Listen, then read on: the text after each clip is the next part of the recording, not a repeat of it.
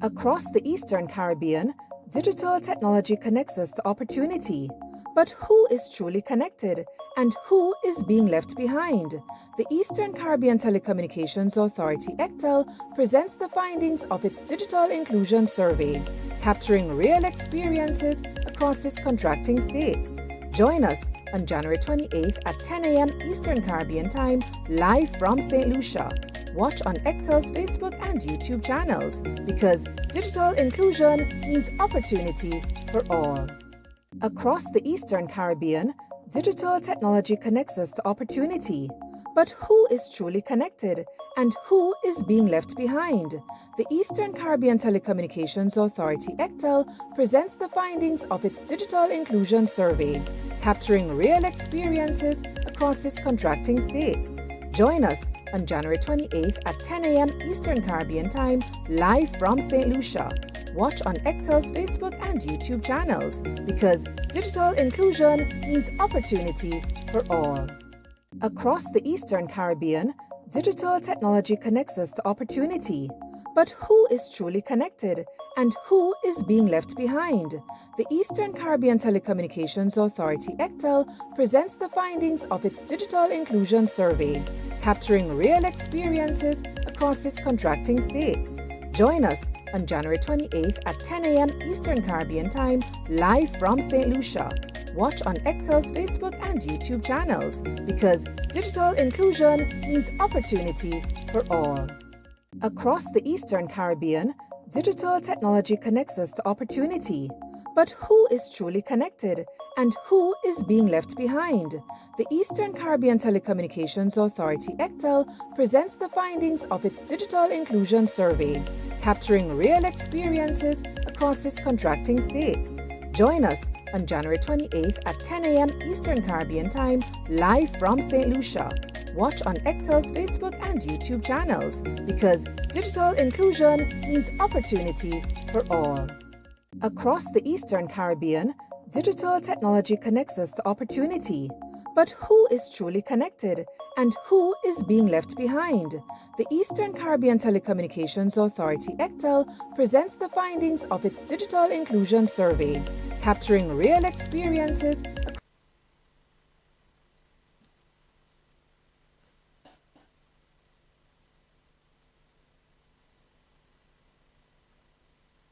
Members of ECTEL's Council of Ministers, Sir Calix George,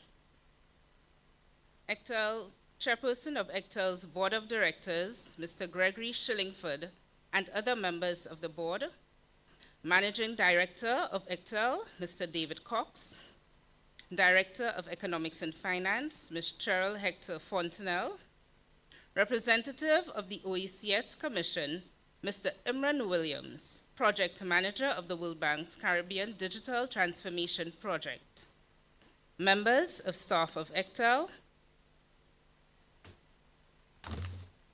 commissioners, CEOs, and staff of the National Telecommunications Regulatory Commissions, Governor of the Eastern Caribbean Central Bank, Mr. Timothy Antoine, representatives of service providers, specially invited guests, those who are joining us via Zoom, at ECTEL on Facebook and YouTube, and representatives of the media.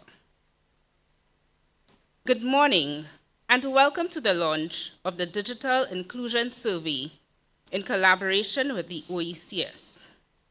I am Rochelle Brathwaite, the Research Assistant at ECTEL, and it is my absolute pleasure to serve as your MC for today's proceedings. ECTEL, in collaboration with the OECS and the World Bank's Caribbean Digital Transformation Project, CARDIP, embarked on the Digital Inclusion Survey. This survey was conducted to provide an in-depth analysis of the digital landscape in the contracting states.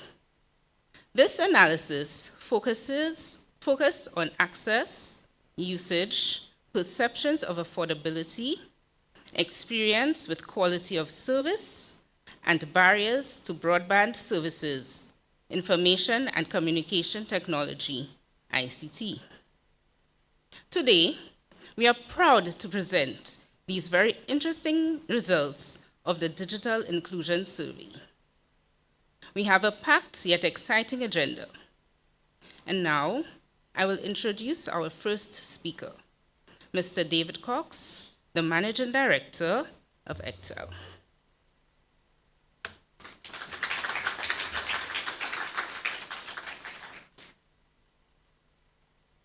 Good morning, everybody. I hope everybody's had their coffee. Let me try that again. Morning, everybody.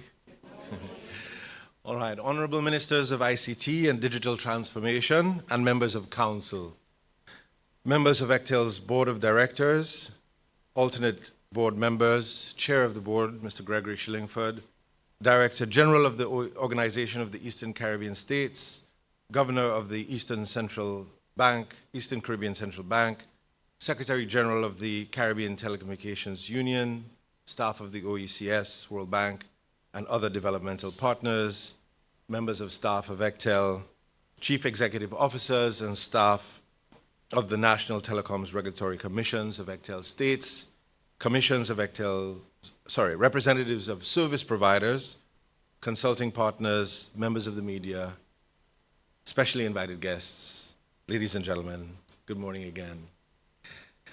I am exceedingly pleased to welcome you all on behalf of the ECTEL team. And I wish to thank you for your participation in this event today. We are grateful to you for taking the time out of your busy schedules to participate in this launch with us, but we think you will agree by the end of the proceedings that it was for a worthy cause. Now, to avoid repetition of information you will shortly hear from others, and I might say also to avoid straining your patience, I am going to avoid substantive discussion of the results of the Digital Inclusion Survey in my brief remarks. Instead, I want to share with you that the publication of the survey today represents a significant milestone for ECTEL.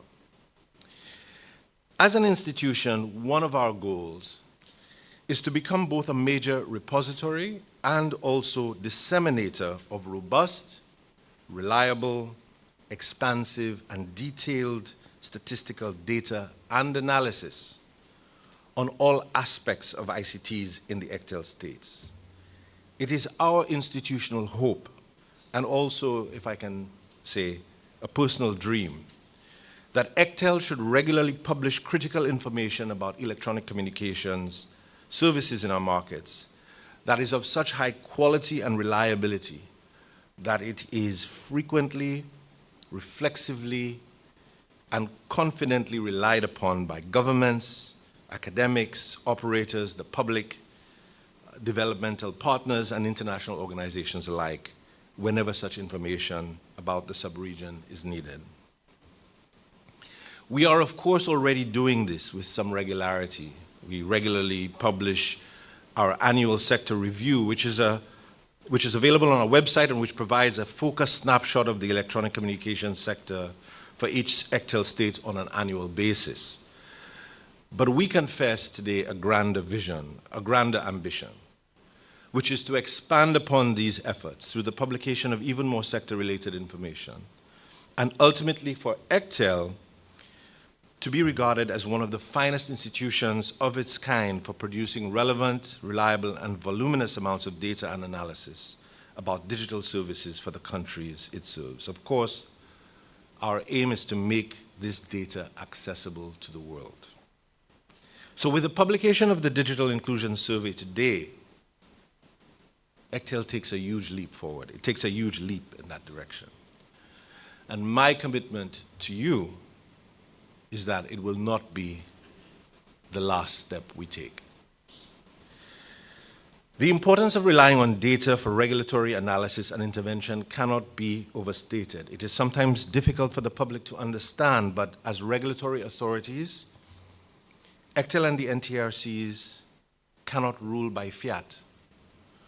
We are not kings and queens capable of issuing decrees and edicts from on high. We are not sovereign governments with the wide powers to intervene when problems vex the public. We cannot regulate out of emotion or based on narrow political considerations, gut instincts, or anecdotal observation. Instead, the process of regulation must rely on objective facts and analysis. Regulation must be propelled and impelled by data and research. As a regulatory system, ECTEL and the NTRCs must take a data-driven approach to everything we do and every problem we are trying to solve. This takes time. It is slow. It is often painstaking. And often it means we are, by design and necessity, both behind public sentiment and also trying the public's patience.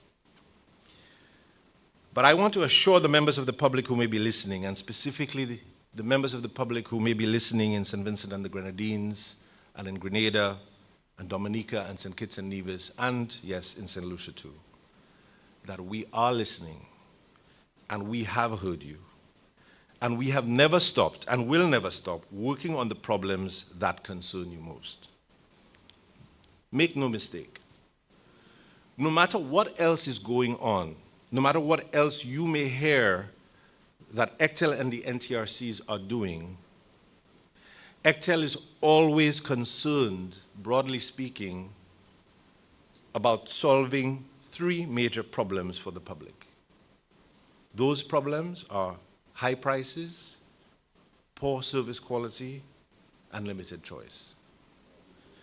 I want to assure those members of the public who are still paying attention, we are working on these problems every day. We are investigating, deliberating, analyzing, and assessing the data required to arrive at sustainable solutions to these problems for every customer in the sub-region.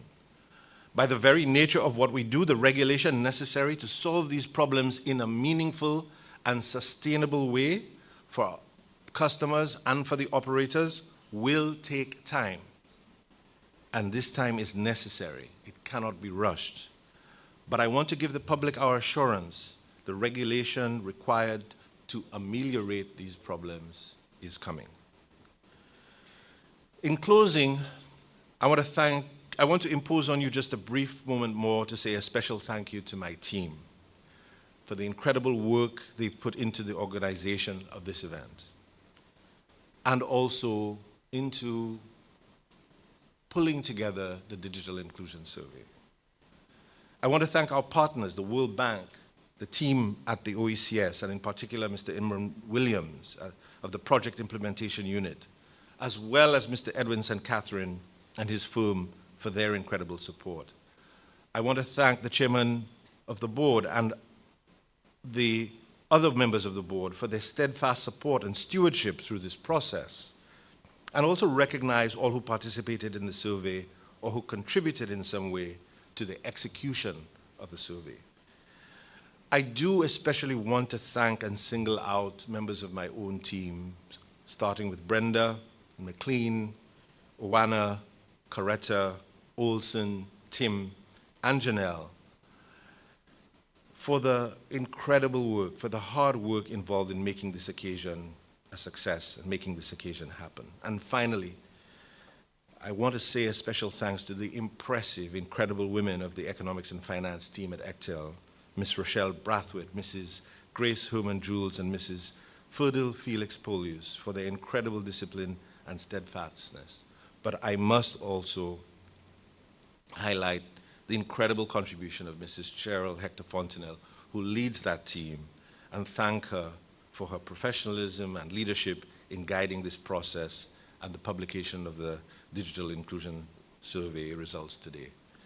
I am incredibly proud of this team and this organization, and I congratulate you all on this achievement. I want to thank each of you for everything you've done, for not just for today, but for everything you do on behalf of this great organization we serve every single day. Ladies and gentlemen, with those brief remarks, I thank you.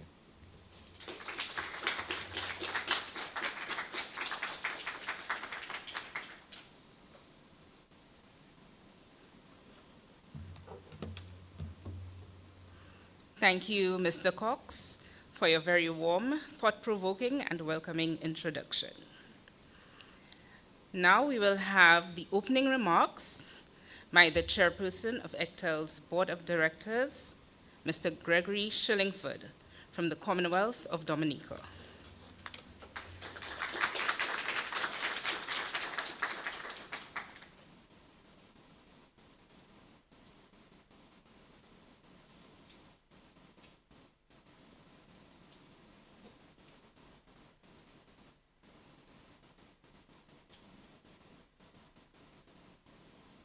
Good morning, everyone. May I adopt the protocols established and merely say, distinguished guests, colleagues, ladies and gentlemen, it is an honor for me to deliver opening remarks today in respect of a goal that lies at the foundation of modern economic growth and social progress.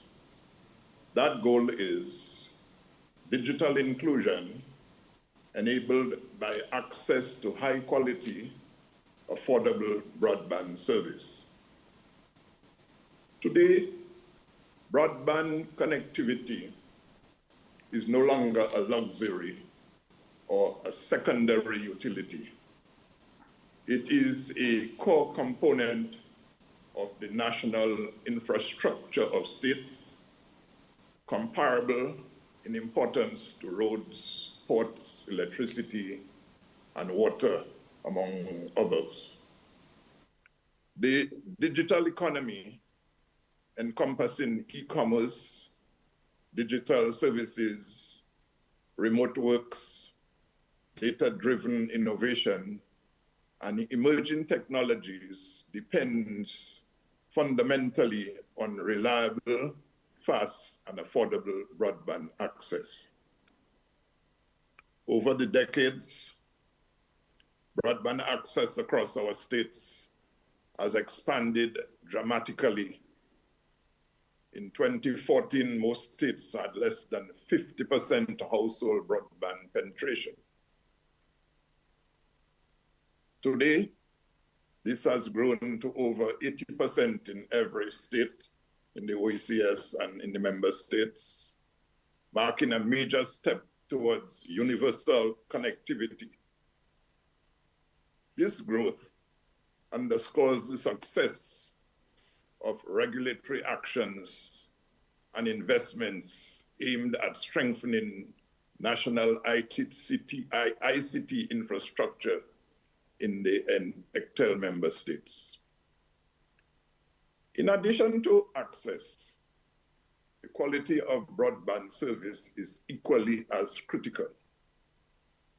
High-speed, reliable connections are essential for modern applications that increasingly rely on real-time data transmission.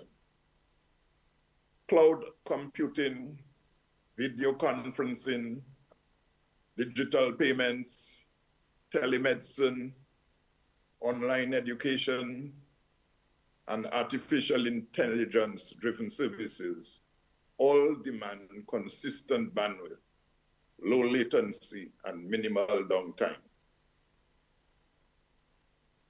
Inadequate or unreliable connectivity constrains these activities, limiting economic potential and undermining trust in digital systems. Equally important to digital inclusion is affordability. And even the fastest networks deliver little value if it is priced beyond the reach of households, small businesses, and entrepreneurs. Affordable broadband is essential for ensuring that digital transformation is inclusive rather than exclusionary.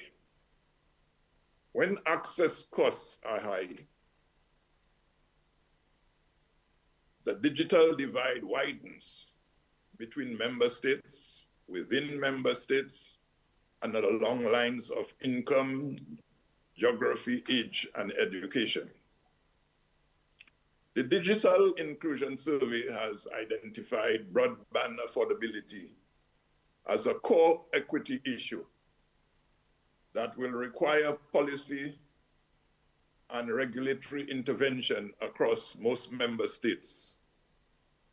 More than half of respondents indicated that fixed and mobile broadband service was not affordable. For small and medium-sized enterprises, which are often the engines of employment and innovation, affordable broadband can be the difference between stagnation and growth. If connectivity costs are prohibitive or service quality is inconsistent for their customers, these firms are effectively locked out of the digital economy. Therefore, access to high-quality, affordable broadband service is not only important for its own sake.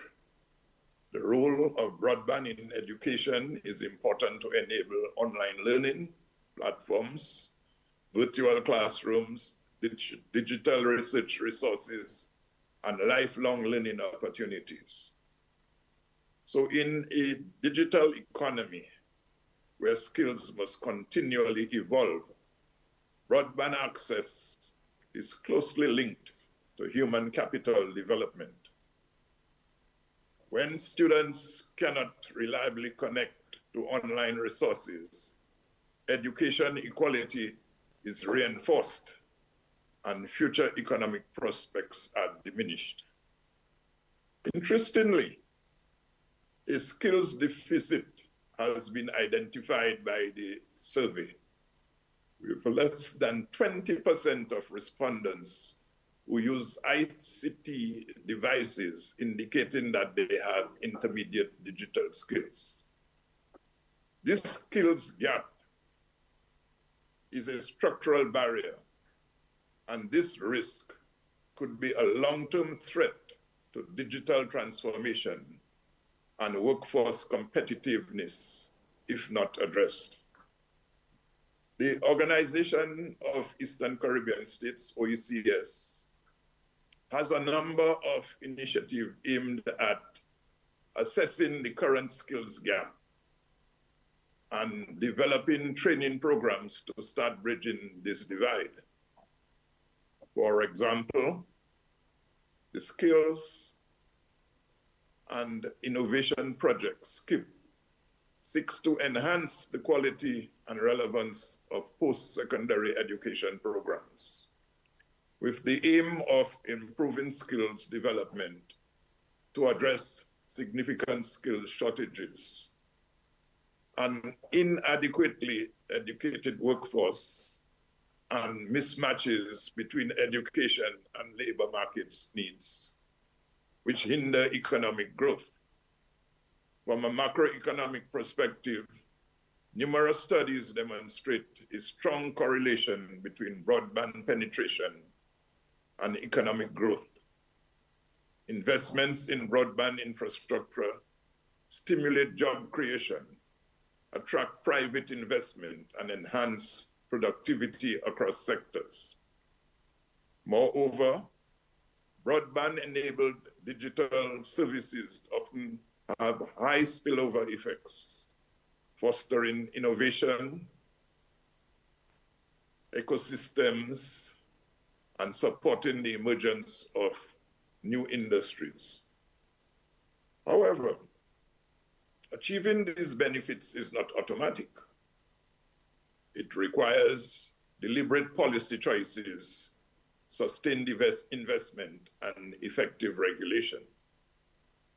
Policymakers and regulators have a critical role to play in promoting competition, encouraging infrastructure deployment, and addressing market failures that leave certain communities unserved or underserved.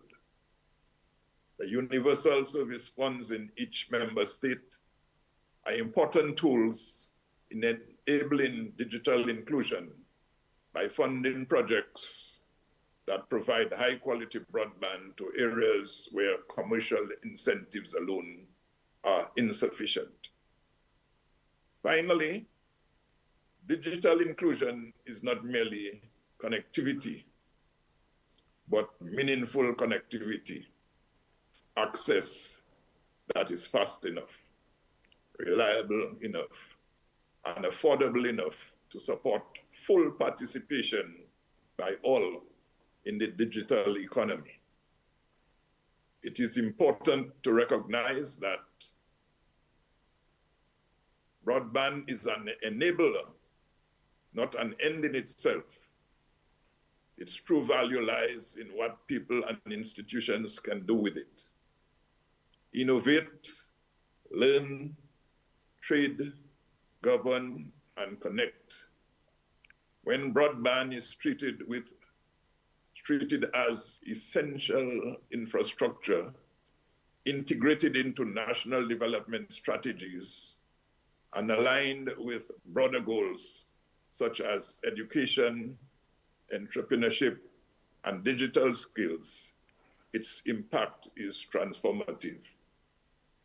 High quality, affordable broadband service is a cornerstone of the digital economy. It drives productivity, expands opportunity, supports innovation, and promotes social inclusion. In a world that is increasingly digital by default, ensuring universal access to such connectivity is not merely a technical challenge. It is an economic imperative and a social responsibility. Therefore, the choices we make today about broadband investment, regulation, and affordability will underpin our economic resilience and competitiveness for decades to come. Let us therefore use these insights from the survey to commit to policies and partnerships that ensure everyone, individuals, businesses, and communities alike, can fully participate and benefit from the digital economy. I thank you very much to offer you these opening remarks.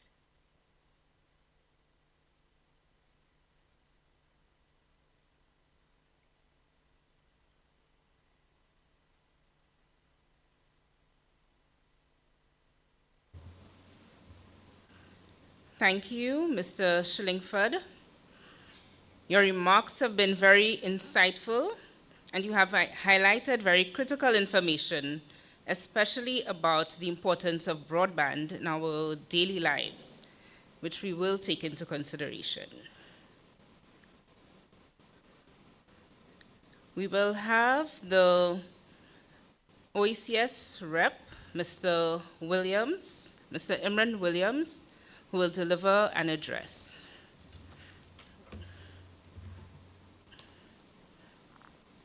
Pleasant morning, ladies and gentlemen. With protocol already established, I'm truly honored to join you today with the launch of the Digital Inclusion Survey. Notwithstanding, just to pay special mention to the Chairman, Shillingford of ECTEL, and Governor Antoine, who initial intervention is some many moons ago. I trust that you recall is the basis for which we're here today in terms of making representation for the need of such a project in the Eastern Caribbean. So let me begin also by congratulating the Eastern Caribbean Telecommunications Authority, ECTEL, for convening this important occasion and for your commitment to advancing a more inclusive digital future for our region.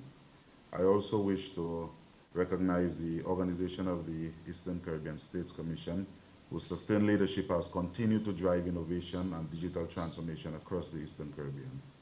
Together, the work of ECTEL and the OECS is in strengthening regional progress through improved coordination, harmonized standards and frameworks, and expanding collective ambition to accelerate innovation for development. I also extend appreciation to the survey team, national partners, service providers, and most important, to the citizens who participated. Because without the citizens, we would not be able to acquire this information, this insightful information we have today. The report carries significant weight because it reflects real experiences from our people. Today's launch represents more than just the release of a report. It offers a timely opportunity for reflection and careful introspection on the state of digital inclusion in the Eastern Caribbean. Ladies and gentlemen, we are not simply examining network coverage, telecommunication indicators, or even infrastructure maps. We are examining the human experience of digital transformation, how citizens live and work in the digital space, what they can access and afford, what they feel confident using, and what barriers that still prevent full participation. And I was very happy when I heard Chairman Shillingford mention the matter of affordability, because in most instances, affordability is where the digital divide becomes most apparent. This is significant because affordability is not merely a telecommunications matter, it is a development imperative. It is the difference between a student completing their homework at home or falling behind, between a small business growing online or being locked out of new markets, and between families accessing public services with ease or struggling at every step. The data points to clear skills gradient across the population. Basic digital skills such as sending emails with attachments are most widely practiced and familiar, while nearly half of the respondents demonstrating this capability. However, participation drops sharply as skills become more technical. Intermediate skills such as finding, downloading, and configuring software remain limited, and advanced skills like programming or coding are held by only a very small segment of our population. The gap is significant because it directly shapes who can fully participate in today's digital economy. This is precisely why the Caribbean Digital Transformation Project matters so much for our region. It is about building the foundations of a modern digital economy, improving digital public services, expanding access, strengthening skills, and creating real pathways for people to participate meaningfully in the digital space through education, entrepreneurship, innovation, and quality jobs. I want to emphasize this point that digital transformation cannot succeed if it leaves people behind. Maybe you didn't hear me the first time, I'll repeat. Digital transformation cannot succeed if it leaves people behind. We do not want a region where broadband exists but households cannot afford it, where services go online but vulnerable citizens remain offline, where young people have devices but do not have the skills to compete and excel. I believe what we want in a region is where technology becomes a tool of empowerment for all demographics. So, as we launch this report today, I want to leave 3 straightforward messages. First, let us treat these findings as a baseline, not a conclusion, a starting point for measurable action, stronger coordination, and continuous tracking. Second, let us address affordability with urgency and creativity, because when cost becomes a gatekeeper, inclusion becomes impossible, no matter how strong the network. Third, let us continue to invest in skills at scale, not isolated workshops, but as a sustained push for schools, community libraries, workforce programs, and partnership with industry. Digital skills are no longer optional. They are life skills, economic skills, and resilient skills. And with that being said, I'd like to pause for a quick second and put a plug in there. Putting our money where our mouth is, where the advanced digital skills are concerned. Come next month, the Commission will be launching the next cohort of the Advanced Digital Skills Certification, where we have over 100 programs being offered to members of the ECCU, and scholarships at no cost. I keep saying they are not free, they are being paid for, but at no cost to the recipient. The Digital Inclusion Survey gives us the evidence to close the gap fairly, strategically, and decisively. So once again, I congratulate everyone who contributed to this important initiative, and I look forward to our continued collaborative efforts in advancing innovation and digital transformation across the OECS region. Thank you, and I wish everyone a lovely day.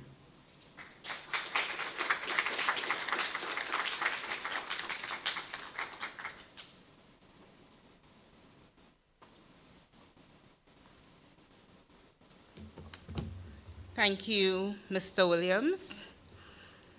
You have emphasized the importance of collaboration with all the stakeholders who helped to execute this project. And it is also important that we remember what you have said about digital transformation and the importance of improvement of digital skills. Thank you. Right now, we will have Ms. Cheryl Hector Fontenelle, who will give us the key findings of the survey and the next steps. Ms. Hector Fontenelle.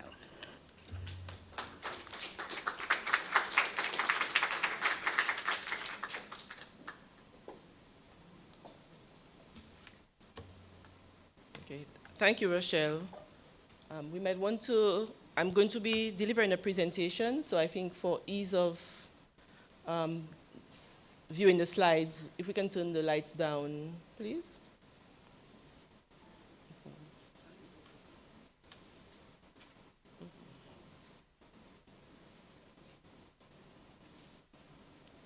Can we start?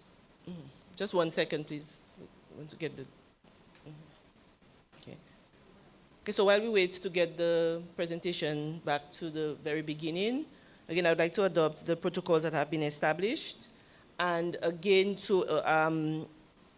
I hope we have sort of discovered the theme of the launch of this digital inclusion survey. We all know that the whole world is now digital, and we do not want to be left back, which means that every citizen needs to be included in this digital transformation. But there are some key areas that must be addressed in order for that to be successful. Today, what we would like to do is to essentially present to the public some of the major findings of the survey. We will have the report published on our website, and the data that we have collected will also be made available at a later date. So today, what we are giving you is really just a glimpse at the findings. And I think some of the points made by Mr. Williams of the OECS and the managing director when they spoke, it is important to note that what we are aiming for is to have evidence-based decision-making. We sometimes have a feeling that something is happening. We feel that everybody has access to ICTs. We believe that everybody has a phone and they can access all the services. All the people that we know personally can do several things online. And so we get a feeling that this is everybody.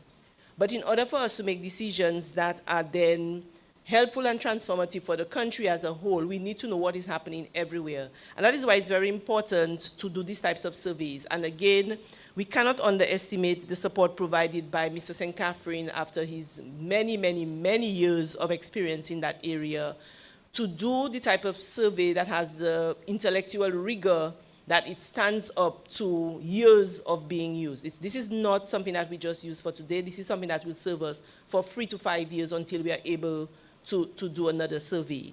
And again, I think the word snapshot was also used. That's another thing. We have to remember this is a moment in time. It tells us what is happening in that moment, where we were, where we are now, and then the challenge for us is how are we going to move forward.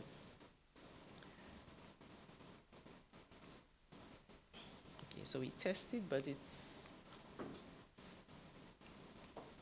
okay.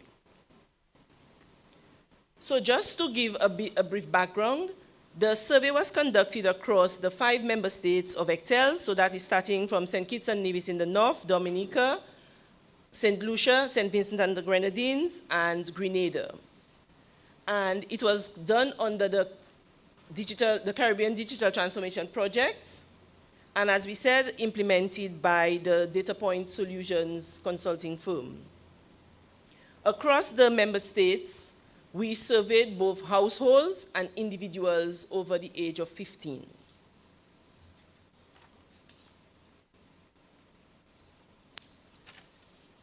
What we aim at getting, we wanted to get some information at the household level, and then, so the head of household would be asked specific questions, and then we wanted to know person's individual experience, because you may have a household and the persons within the household have various experiences with ICT. One of the first important things that we looked at is devices. One of the differences between broadband and data is that when we were focused mostly on voice as the main form of communications, we've really worried about the device. You got a device from the service provider and you were on your merry way.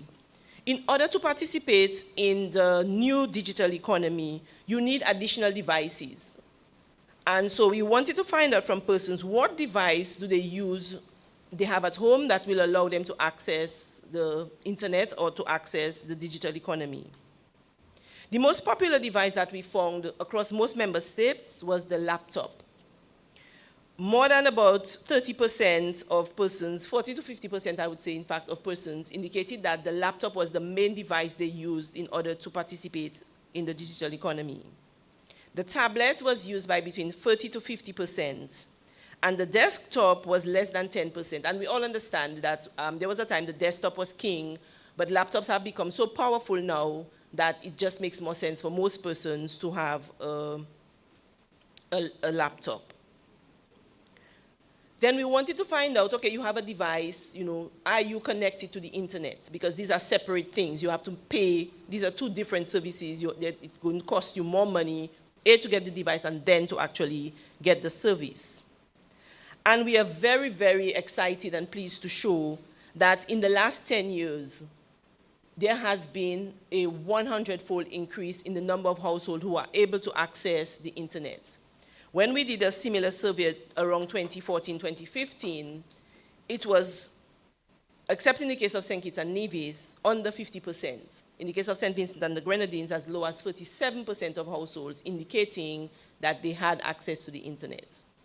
Now, in St. Vincent and the Grenadines, it's up to 87%. And so we can see that this has been a quantum leap forward. So we know that that is going to have a significant impact on the lives of those persons, and especially homes with children, where we know that the education system is now largely expecting that you are able to participate online. But we also just looked at, well, what is happening with the good old-fashioned devices that we are all used to, the radio, the television. And it was interesting to find out that more than 50% of people still have a radio at home. I being one of them. I still listen to the radio every day. That was down from 80% the last time that we were in the market. But again, we also now know that a lot of persons, you don't need a separate device as a radio, because now everything that's going on the radio, you can access that over your computer or your phone. Televisions have remained relatively robust. It moved from 87%, slight decline to about 82%, because again, we see the television now pretty much as an extension of our laptops for a lot of us. And in its own right, now the smart TVs will allow you to access the internet directly. And mobile phones, which were owned by about 89%, is now up to 95% of households.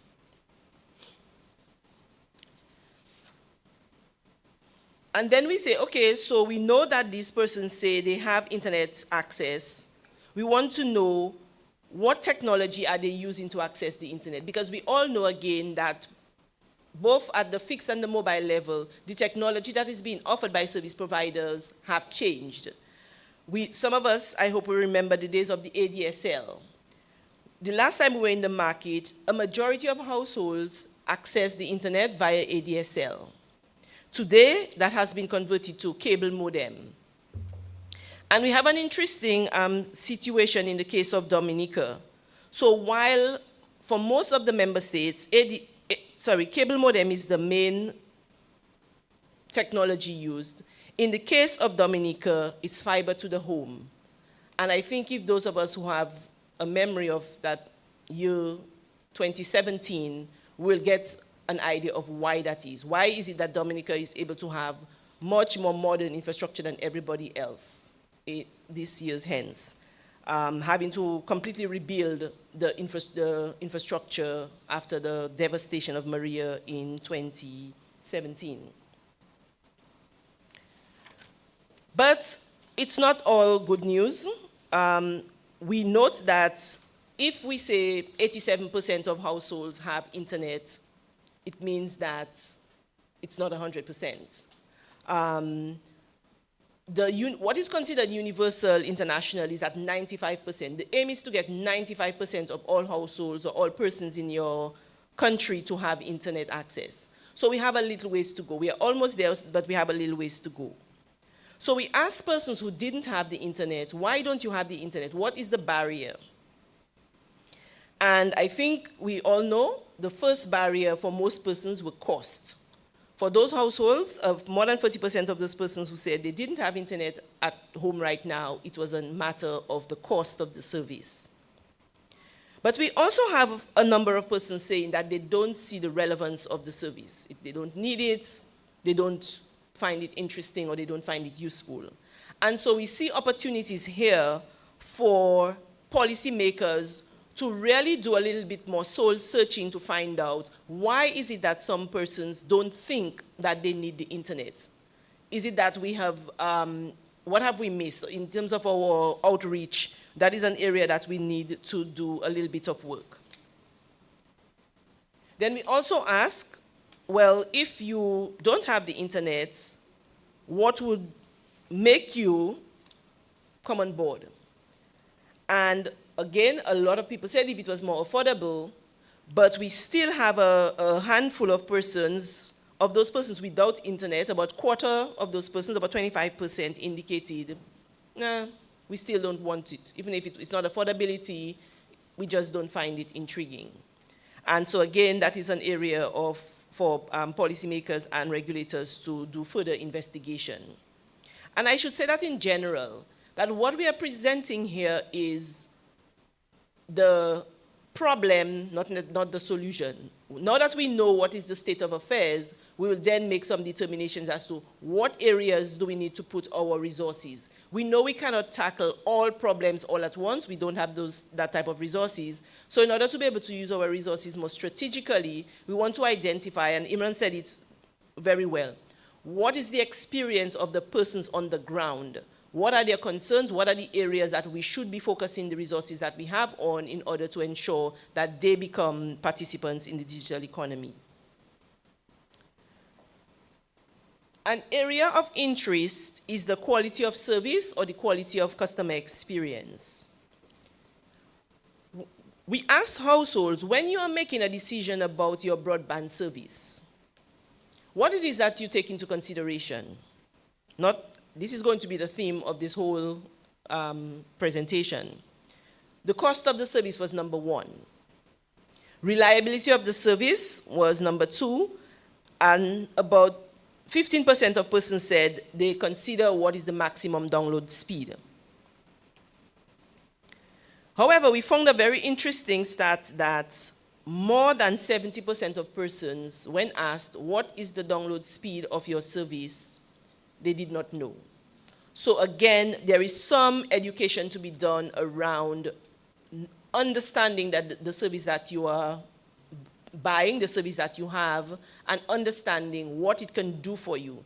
Because sometimes your quality of service may be a case that the service that you have is not suitable for the activities that you are doing. So again, it's about educating the public so that they understand what they're buying, what the experience they can expect for that. Now, sometimes it's really just bad service, but we need to find out what we want to solve the correct problem.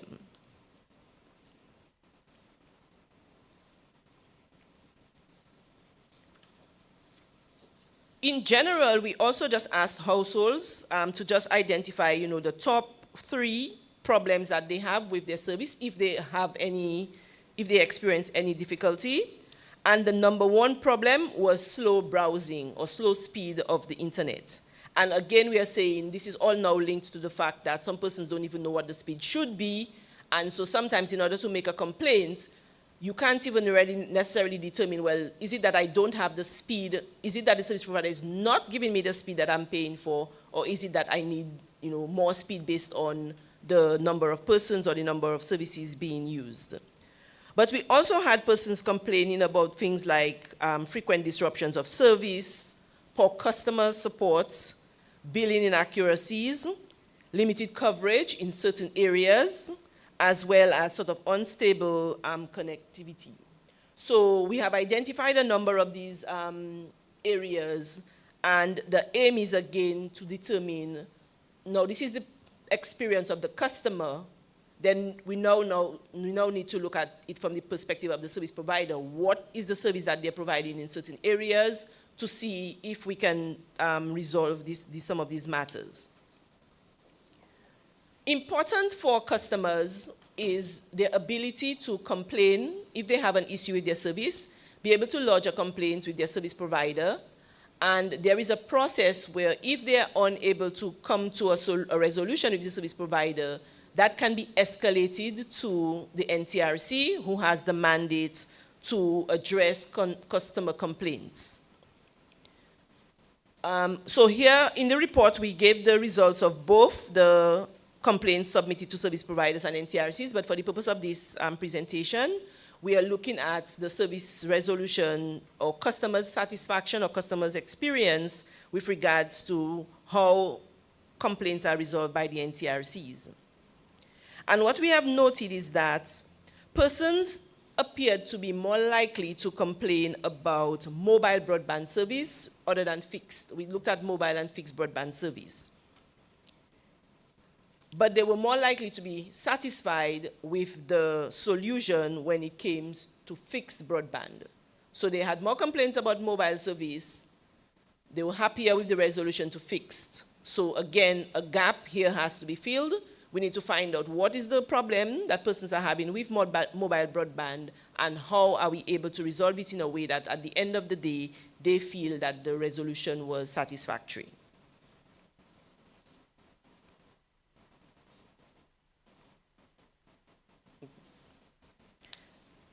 To talk a little bit about affordability in terms of what were the findings, what did persons say about the cost of the service to them and whether or not at that cost they found it affordable. In the case of fixed broadband, and this is what was reported, customers reported or households reported spending anywhere between $120 to $165 on fixed broadband per month. At the low end was St. Lucia, $120, and the higher end was Dominica. There wasn't a significant difference between persons who were in urban versus rural on how they addressed mobile versus, fixed broadband service. When we looked at mobile broadband, and in particular we focused on prepaid, but because that is still the majority of persons, although we have seen a steady uptick in persons switching over from prepaid to postpaid. It ranged from $78 to $147. Again, St. Lucia was on the low end at $78, and St. Kitts and Nevis on the higher end at $147. We have to recognize that affordability is not just the price, but the price relative to your income. And the target that has been set for affordability is about 2% of GNI per capita for our member states. And for most of the member states, that is somewhere in the neighborhood of about 50 EC. 50 EC dollars would be considered affordable in most of the member states except St. Kitts and Nevis. Because of the higher GNI per capita in St. Kitts and Nevis, that jumps to $100. You heard the numbers that I called out. None of them were anywhere in the neighborhood of 50. Even in the case of St. Kitts, it was 137. So again, we are seeing that there is an affordability gap that has to be addressed by the policies and regulations that we will work on in the next few years. Because that has been the theme, that has been one of the themes of this, the DIS, that affordability is a major challenge. Okay. So now that we know how much persons actually spend, or at least how much they have reported that they spent, we then ask them, well, do you find, based on what you're spending, do you find the service affordable? We included mobile voice in addition to both mobile and fixed broadband. For mobile voice, most persons indicated that they thought the service was affordable, over 50%.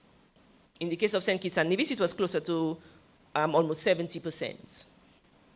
But again, this drops when you ask them, do you believe that the price that at the price you're paying, do you believe that mobile or fixed broadband services are affordable?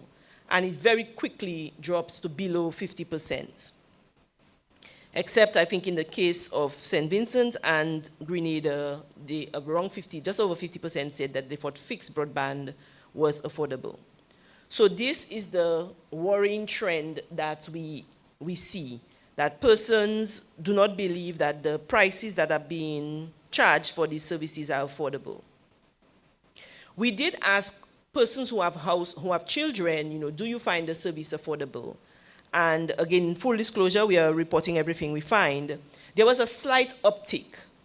And again, we believe if you have a household with small children, you are probably willing, not that you want to pay it, but you are maybe more willing to spend a little bit more money on something like broadband service because you know for your child it is an essential service. It is important for their education.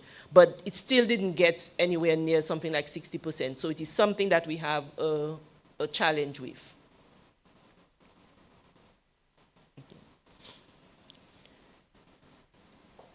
So that takes us to the end of the section of the report where we were discussing at the household level. Then within the households, we ask individuals, and for individuals, we focus now on use. What do you use the internet for? And you will notice that we have a few posters here so that you can take a look at after with some of the major findings for those persons who are present. I think we would have mentioned that a number of persons are actually participating online because this is meant to be an inclusive activity where all persons in all 5 member states and beyond are able to get the information on the survey all at the same time. So this slide just gives you an idea of the demographic information for the persons that were asked. So we looked at persons we looked at age, we looked at sex, we looked at education, we looked at employment status when we are doing these surveys, and so all the data will be also reported using those categories. When it comes to personal use, something that is very important is whether or not you own a mobile phone. As we said, at the household level, we looked at, do you have a computer, do you have a desktop, do you have a laptop, because these are generally considered sort of shared or easily shared devices. In order for individuals to truly participate, we know that the mobile phone is probably the most practical device. So the question is, do you own a mobile phone? And then sometimes, while they don't own a mobile phone, they may be able to use one because somebody in the household or a friend or somebody who is helpful. So we all ask the question, do you own as well as do you use? And what we note is that a very significant percentage, well more than 90% in most member states, a little over 70 in St. Vincent and the Grenadines, indicated that they own a mobile phone and that they use a mobile phone. But then we ask, what do you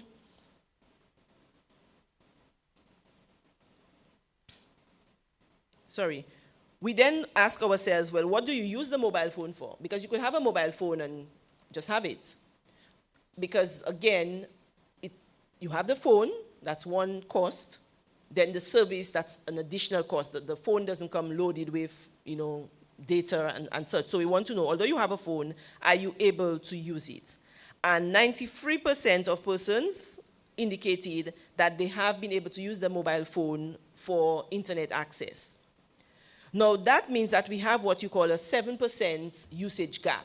Persons who could use the internet, because we don't have anybody saying that they are not able to use the internet because it's not available, but we have persons here who, because everybody who was asked this question have a mobile phone.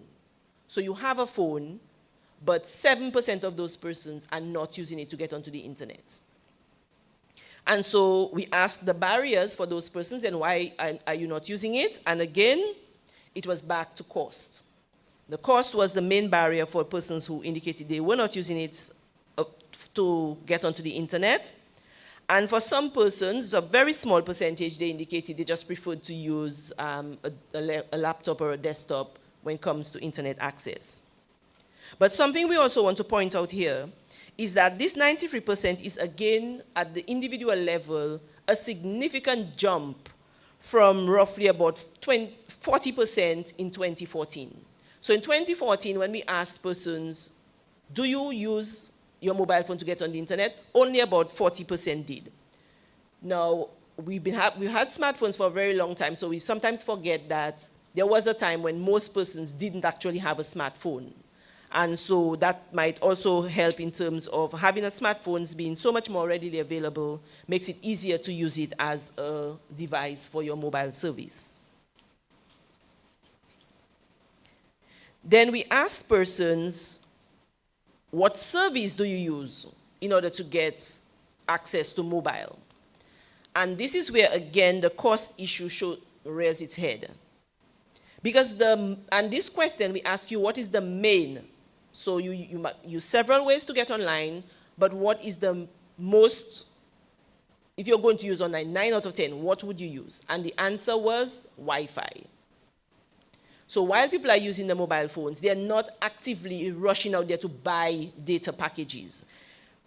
Between 30 to 50% said that they were using Wi-Fis, whereas another 20 to 30% said, well, I will use my data if I cannot find Wi-Fi.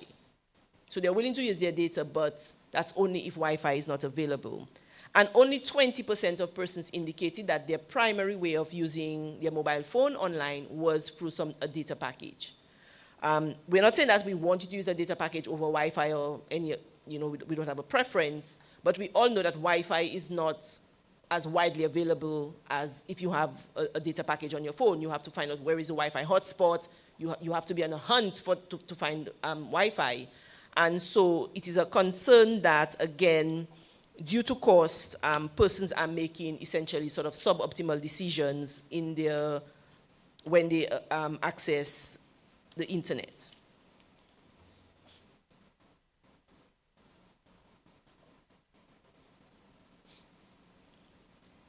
Now we are looking a little bit now at, we're heading towards the idea of skills. So one of the things that we ask everybody is, do you have, what devices do you use? And we had a scenario where quite a few persons, as high as 50% in Dominica, said they don't use any ICT device. Now this is a non-mobile ICT device. So again, we asked the household, but again, within the household, there may be a laptop, but not everybody in the household uses the laptop, because again, you have different age ranges, different skills, maybe the kids are the ones using the laptop, but the parents are not. So we want to get an idea as to who is using those devices. Just because it's in the home doesn't mean everybody's using it. And that is what we have found out. So while the devices are available, 50% of persons in Dominica said they did not use the device. St.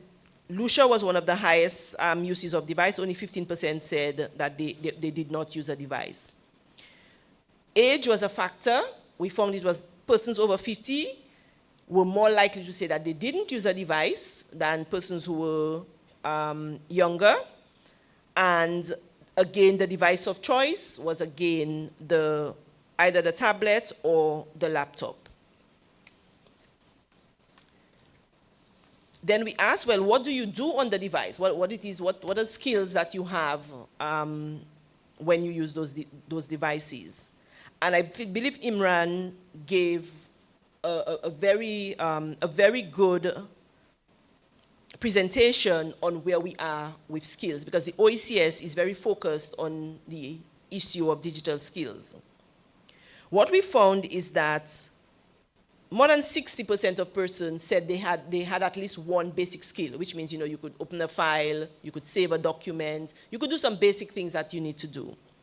But again, to use his words, once the skill ramps up, you get a drop off, a fall off a cliff's edge.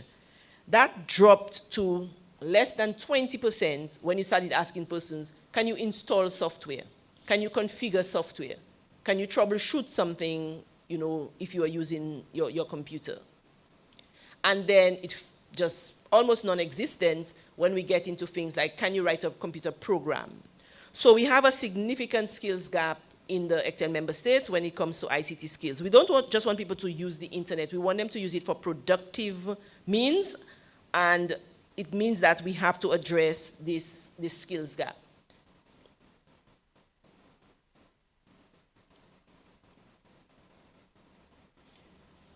And then we started just asking about, okay, well, where do you use the internet? When do you use the internet? Just to get a feel for what is the relationship and how inclusive, because again, this is about digital inclusion.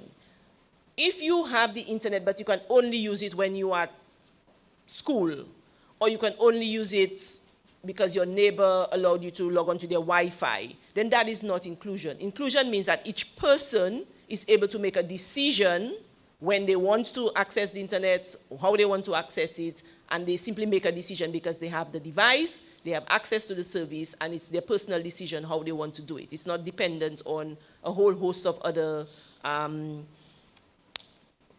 factors like finding a Wi-Fi hotspot. So we asked by location, where do you use the internet? And what was very happy news is that more than 90% of persons said that they used the internet at home. Other options were using internet at work. There were quite significant number of persons, more than 60% said that they use internet at work, and also at the premises of other persons, because again, sometimes, you know, in communities where persons have, you know, good community relations, I know children who, you know, would use internet because they are going to a neighbor's home who is allowing them essentially to use the internet. I know persons who said they've left their Wi-Fi password open for persons in their vicinity to be able to use their internet.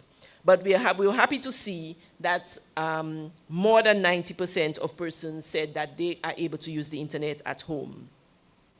Likewise, 92% of persons said that they are able to use the internet daily rather than weekly or less frequently. So these are very happy statistics that we are able to discuss at this moment. Sorry, I think my slide was a bit delayed. So this is about location and frequency. So we ask whether you use it daily, weekly, or, you know, once in a while. Then how do you access the internet? Because there are several ways that you could access the internet. And again, number one was mobile phone via Wi-Fi. Then number two, mobile phone via data plan. So more than 80% of persons, between 70 and 80% of persons indicated that they using Wi-Fi was their main mode of using the internet. Somewhere between 30 and 50 said using a data plan. And then about 20% using a tablet, and only about 10% said that the desktop was the sort of main way that they would access the internet.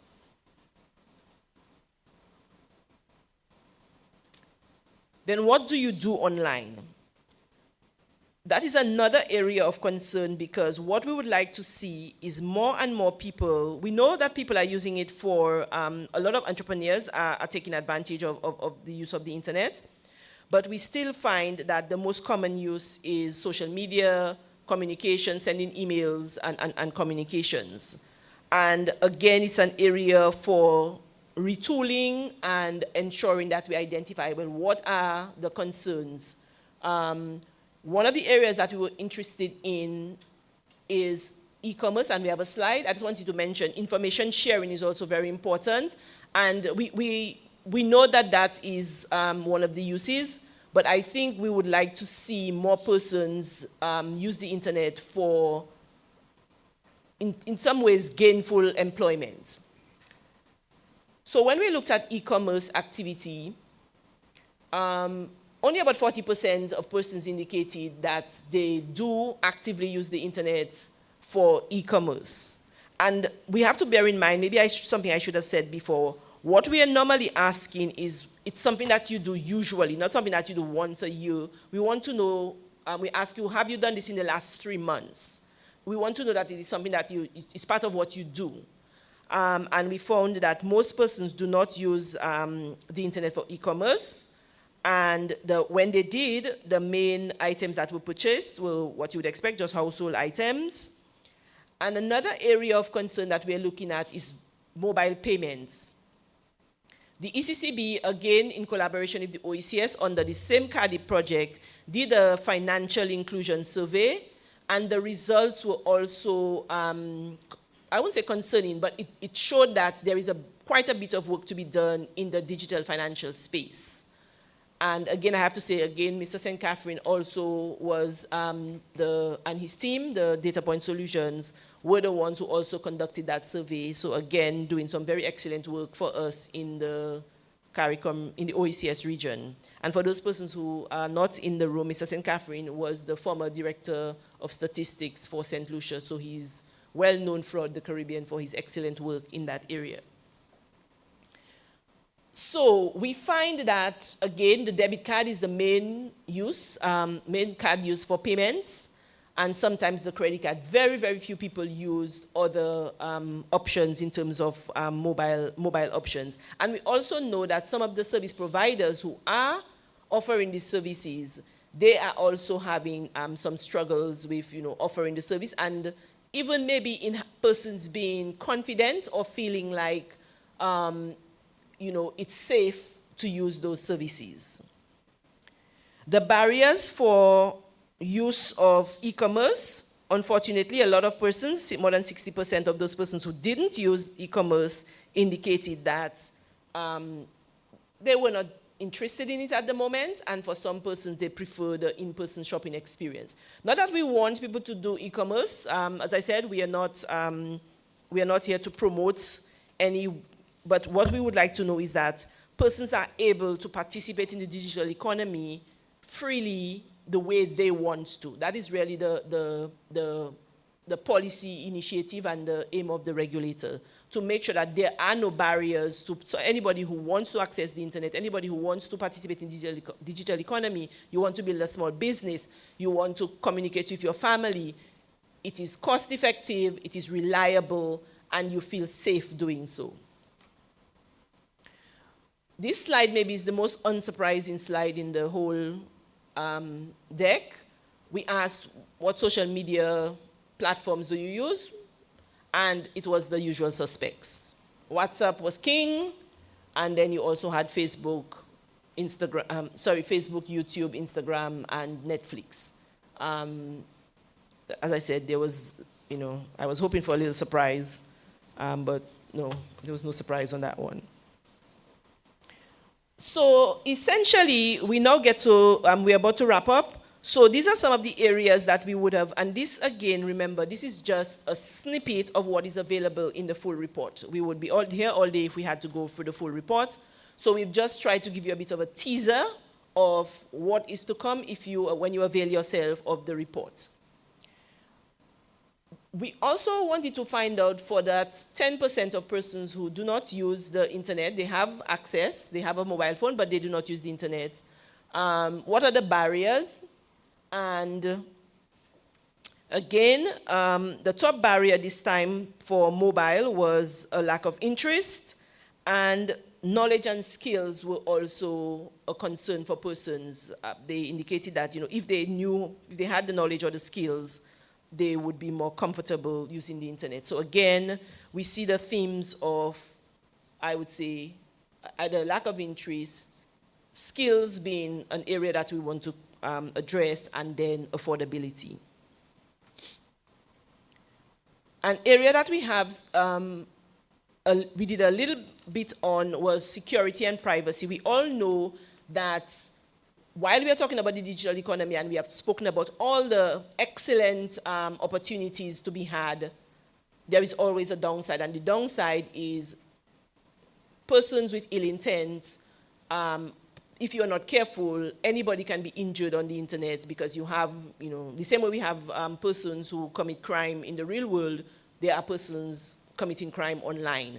So security and privacy, very important that you understand how to take care of yourself, how to protect yourself and your children, and anybody else who probably needs some guidance, how they remain safe while online. We did ask persons whether they had any cybersecurity or any privacy concerns in the last 3 months, and we hope that this is good news, or because 89% of persons said that no, they didn't have any of these incidents. I'm saying I hope it's good news, that meaning that, you know, we just didn't end up surveying the handful of people that didn't get hacked. But on the good news side, most persons knew what to do if they were compromised in any way. Most said that they would have reported it to their, say if it was at work, they would report it to you know, a technical person, or they would change their password if necessary, delete the account and change it, or install protection against identity theft and other harms online. So again, it is good to see that persons have an idea what to do if they are, if they have a challenge online, but it's still an area that for us it's a nascent area, and we have a lot of work to do to ensure that persons understand, you know, how to remain safe online and what to do if they have an unfortunate incident. That kind of is the main findings. I just wanted to point out that we did include a small appendix where we look at how the ICT is assisting the ECTEL member states in achieving the SDGs. There are a number of SDGs that are ICT related, and I won't go into them right here because, again, you can, I would like you to get the report so you can read the appendix. But just to identify that is at least one of the uses for the report immediately. We can assist member governments in reporting where they are with regards to ICT, the SDGs. And what we will note is that we have made quite good progress in areas of things like coverage. As I said, we do not have a coverage problem. We don't have persons who, at least not significantly, where the reason that they cannot access the internet is because it's not available. Adoption, as we said, very high adoption, well over 90%, both at the household and individual level. We have no gender disparities in terms of persons' ability to access the internet. But we have key gaps. Skills have come up over and over, as well as affordability, as areas that we will have to pay close attention to as policy makers. We did not address waste here, but in the report we have a short section on e-waste. It's not yet a big problem for us, but as more and more devices are being imported and used, we are going to have to come up with ways of recycling and ensuring that e-waste is disposed safely. And as we said, based on the findings, the strategic priorities becomes now, how do we upskill persons, improve digital literacy, and equitable access for all.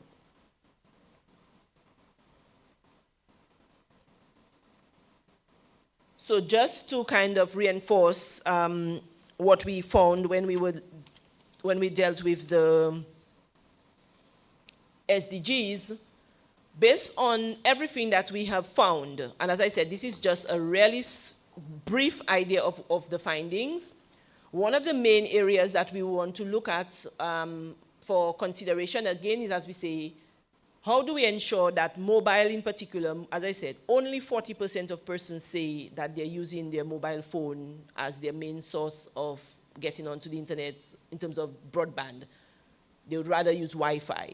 And we know that that means there's some level of inconvenience. There could be, you know, what happens if you're between point A and point B and there's an emergency.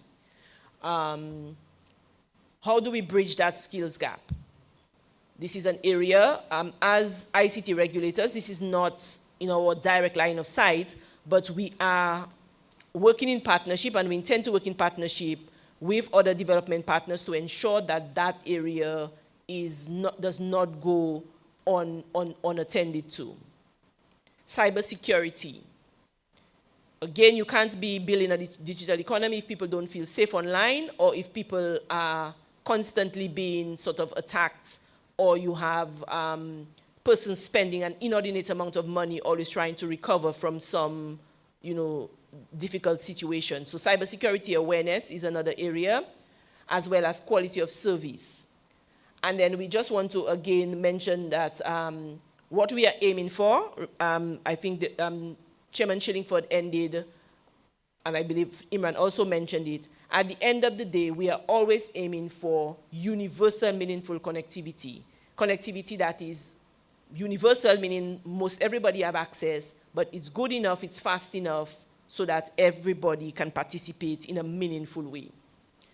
And as we move forward, essentially we intend to share the findings throughout the ECTEL member states and with other development partners. So we will have a page on our website where we share the reports, some of the data that we have for those persons that would like to do their own analysis, and other bits about the digital inclusion process. The public will have access to that, and we have a QR code at the back for those persons who are in the room. If you want to, if you can scan that QR code, and you will get access to that report. And for those persons online, we will ensure that you are able to access the report. I believe we might put the QR code in the chat so that you are able to access the report, but it will be on our website, and that will be widely publicized. And then we will also have ongoing dialogues. As we said, now that we have identified some of the areas we need to put some more focus on, we will put our efforts on this, because this is meant to essentially guide us forward for the next few years to ensure that we are assisting our member states in ensuring that in order to have a successful digital economy, that all citizens are able to participate in a very meaningful way. I thank you for your patience. I know this was a longish presentation, but we really wanted you to get a very good feel for where we are right now and what we intend to do going forward. So if anybody have any questions, we will take questions at this time. For the people, okay, sorry. Okay, thank you.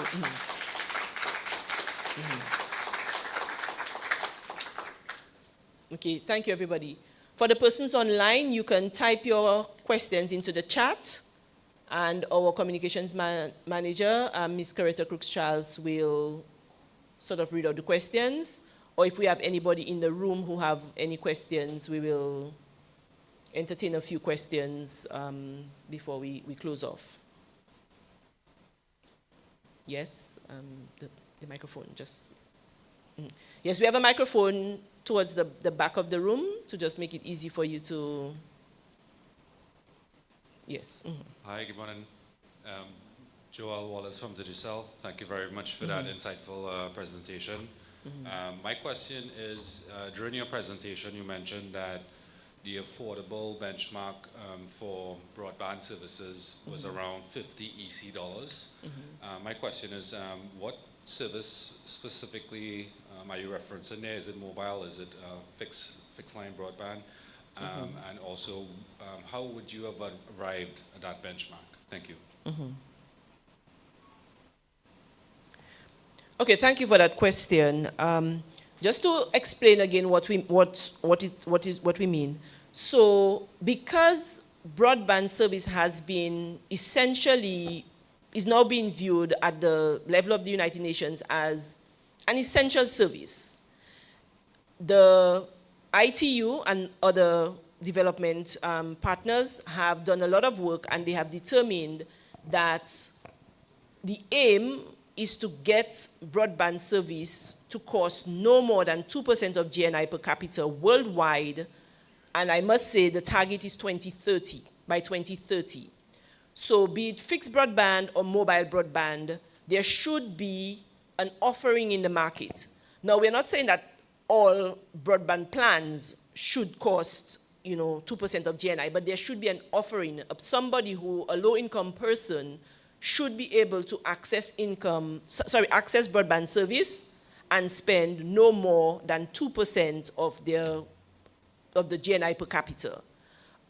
This is a blunt instrument, because obviously GNI per capita is not the same for everybody in the country. It's an average number, but it is a benchmark that essentially we're all working towards. So the idea is to, even if we don't get there, we know that is where we need to be. So if you are very far away from that, then you need to look at the plans that are being offered in your country and see what can we do to ensure that we don't leave anybody behind. Because some people obviously will they will buy the Rolls Royce that is being offered, and that is one of the other things that we all often talk about.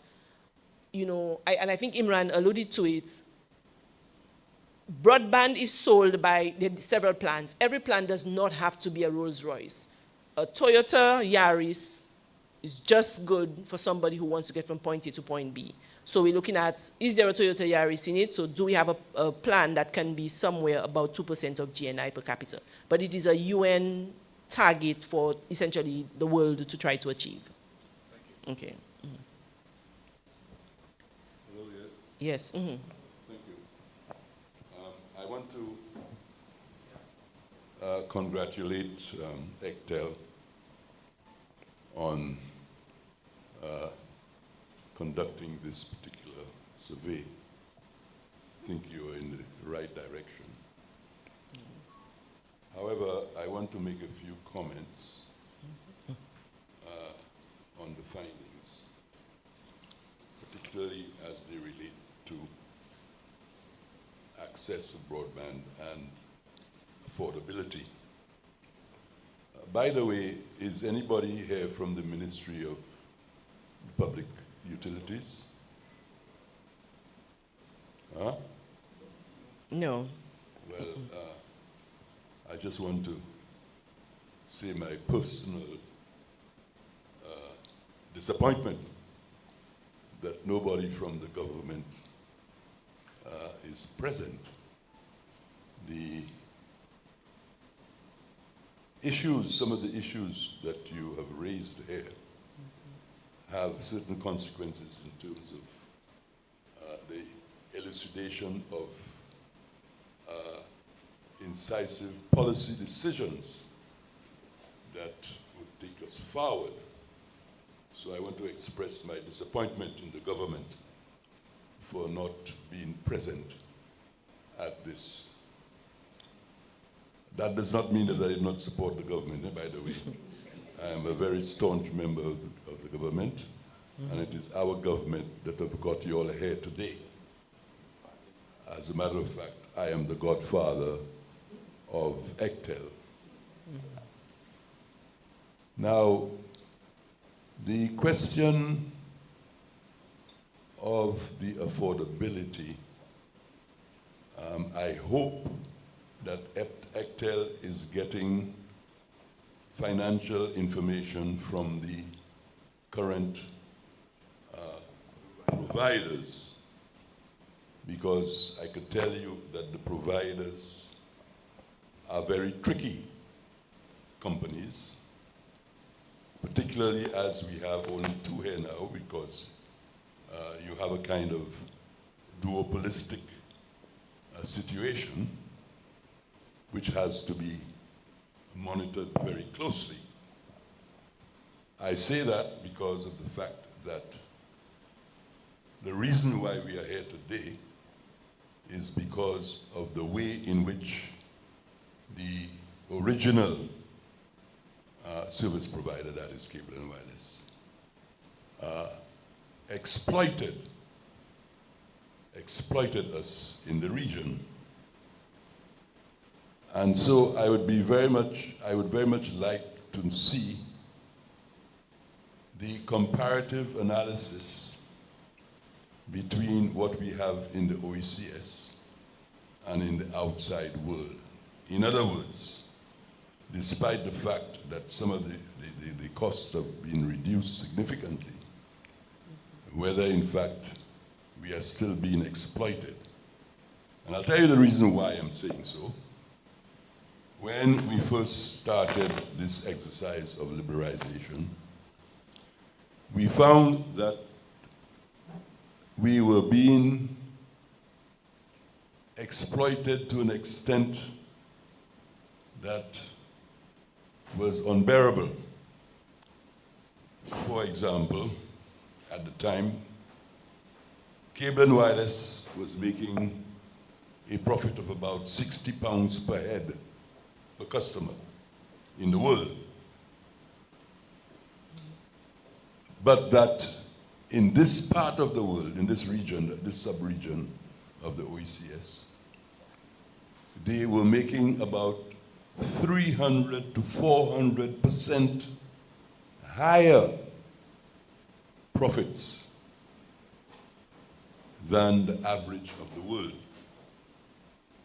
particularly in places like St. Lucia, where they were making something like about 300 and something pounds per head. So that it is necessary for ECTEL not only to be comfortable with what you're getting now, but to make the comparative analysis outside, with outside sources, to see really whether we have made any improvements in the question of the exploitation. The other point that I want to point out or to guide you along is that the manner in which you relate to the service providers is very, very important. There are certain things which we could not foresee when we did the establish ECTEL and so on, particularly as it relates now to economic development. So that you find, for example, there was nothing in the legislation that related to our schools, for example, and the need for them to have particular instruments for their learning, and that should really have come under part of the bills which dealt with the universal service part, so that the governments themselves did not have to fork out money to pay for the students. That's just one example. So I think that in relation to what you have said in respect of the affordability for certain things, that should be taken into consideration, and that the universal service portion of the legislation should now be reviewed.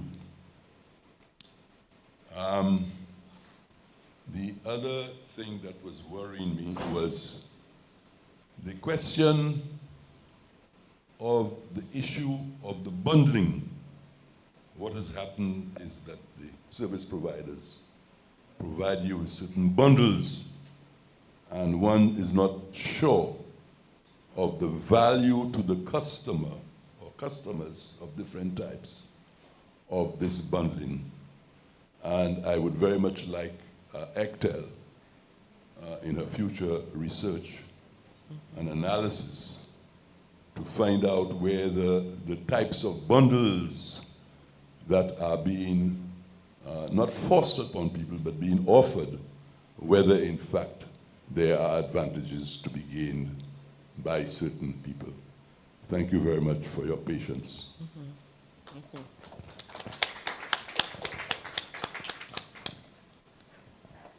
Okay, thank you very much for your interventions, and I think thank you very much, Sir Calix George, for your interventions, and we will take them into consideration. The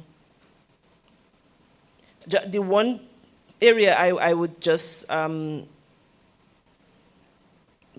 mention is that in terms of the Universal Service Fund, the work on Universal Service Funds being available to provide service in schools, that work has started. It may not be in every member state, but in a number of the member states, there are Universal Service Fund projects that are aimed at ensuring that schools have access to broadband. So that based on the 3 points that you made, that one is well on its way. The other two we will take under consideration. Thank you, sir. Do we have any other questions or comments? Any online, Coretta, do we have any online questions? Good morning. Yes, we do. We have a few, and I would just go through them. The first one is from Mr. Craig Nesty of the NTRC in the Commonwealth of Dominica, and his first question is, Can you give us an indication of how much the survey costs? And why is it that the frequency of doing these surveys are so low? Is it that its costs prohibitive, or the usefulness of these surveys were not appreciated in the past? So that's the first question. Okay, you want me to answer as you go, right? Yes, please. Yes. I think Mr. Nesty sort of answered his own question a little bit. These surveys are very costly because the important thing to note is that in order to get the kind of robust data that you want, that's why you do it every few years, you literally have to go out into the field. We have 5 member states, and what some of us forget, those of us who are living here, I think in St. Lucia and Dominica, is that 3 of these 5 member states are actually multi-island states. So you end up with a lot of ground to cover in order to get the data. And so yes, it is quite cost prohibitive, and that is why we were very, in a way, lucky that when the CADI project was envisaged, the timing worked out that it was opportune for us to take advantage of the funding available to do this, to do the survey now. I do not have the number off the top of my head, but however, this was funded by the World Bank, so that number will be a public number. We can make that available to on the website. I don't want to say a number. I don't have the number in front of me, but as I said, it's part of the CADI project. So that number is available publicly for anybody who is interested. Yes, cost is a big consideration. We do understand the importance of such a survey because, again, you want to be working from, as I say, the real experience of persons on the ground as opposed to you just thinking about the 5 people you know and how they're interacting with ICTs. Thank you, Coretta. Thanks, Ms. Fontenelle. So just to continue, Mr. Nessie also said, also were the limitations of having local e-commerce identified? Were there any questions that identified the impact of having policies for open APIs for the banking industry and the challenges local developers face in providing solutions that depend on local payment platforms? Okay, so that would be round 2 of this exercise. So exercise 1 is to find out what exactly is going on in the market. And as I said, this is now a joint activity. So it's not just this digital inclusion survey, but also the financial inclusion survey done by the ECCB that would provide the information, the baseline for where are we with digital financial services. Because again, there is a pillar under the Caribbean Digital Transformation Project that is being spearheaded by the ECCB that is aimed at specifically addressing some of the difficulties that is faced with entrepreneurs when they're trying to transact or when they're trying to come up with some innovative way for us to be able to facilitate payments, e-payments or mobile payments in some way, shape, or form. So we would not have, this survey would not, it will not get into that level of detail. We now recognize, what it recognizes is that there is a problem because persons don't feel free to transact online. And so now we would have to say, okay, well, what are some of the concerns? We did ask some of the barriers, what are some of the concerns, and therefore start coming up with the solutions. But I think in particular, we want to recognize that anything to do with the payment system, this has to be done in conjunction with the central bank because they have the remit for payments for the ECCU region. So we always want to make sure that, you know, this would have to be done in partnership with the ECCB. Okay, thanks, Ms. Fontenelle. Next question is from Mr. Dixon Oswala from the Digital Group, and he says, would ECTEL be engaging with stakeholders, that is operators, on the findings of the survey? Well, it is our intention. As we said, this is the first time we are sort of publicly launching and making it known to everybody that we have done this survey. Persons might have known we have done the survey, but they now know that we have the results and it's available.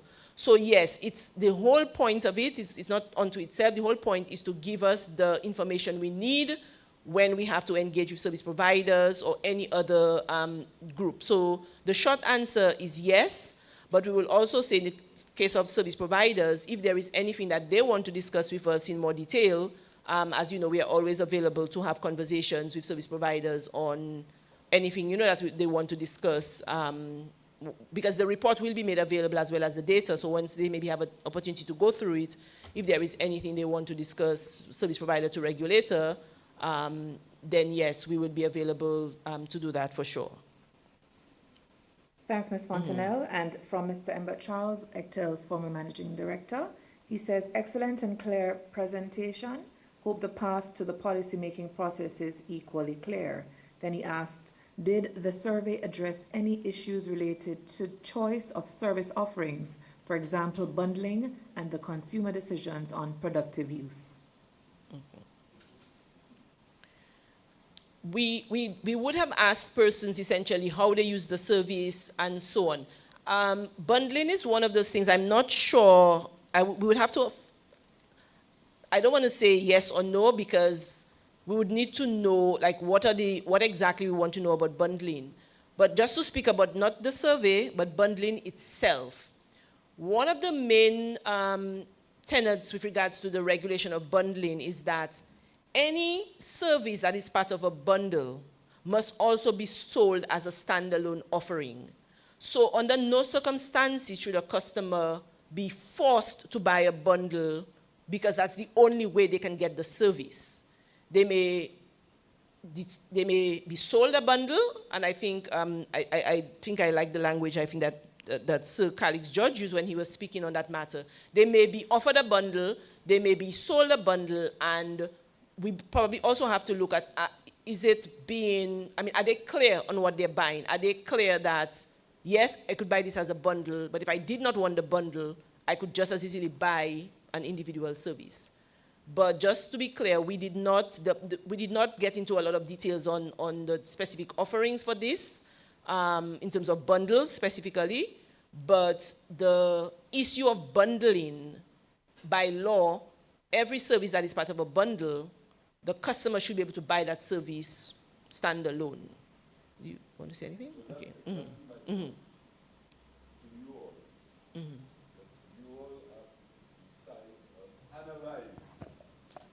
Yes. The issue of bundling, ECTEL has to go into the belly of the bundling, because as it is there now, people do not know that probably do not know that it is optional that they can go into a bundle or not. And for the guidance of the ordinary individual, you should be able to tell them whether bundle X, Y, or Z is beneficial to them. Okay? Just give you an example. You have an old lady who lives somewhere, but she may not necessarily want so and so and so. She just wants to use the food. But then you're forcing her to buy a bundle. Just as an example. So I think it is fundamental that ECTEL moves inside the belly of the bundling that are being offered. Thank you very much. Okay, thank you. So, Ms. Fontanelle, we have one more comment.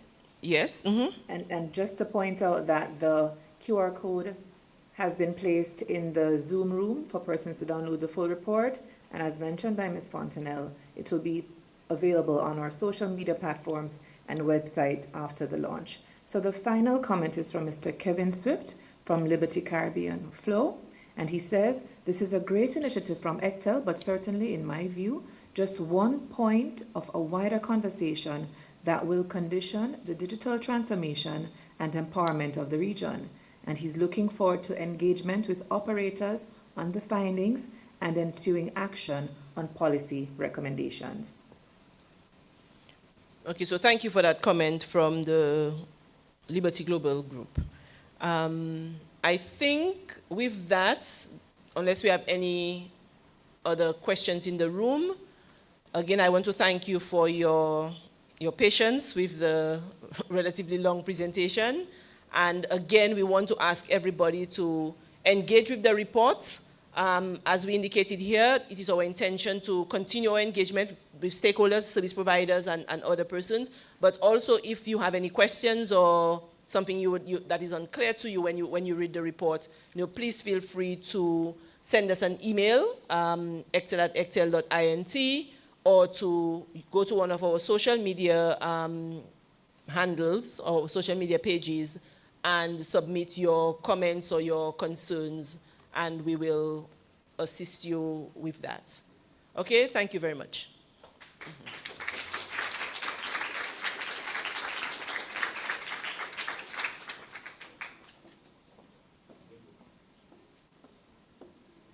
Thank you, Mrs. Fontenelle.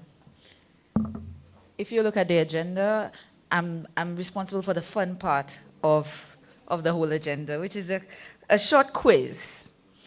This is going to be very interactive, and we just want to reinforce some of the key insights from the survey results, as well as to see how well you were listening.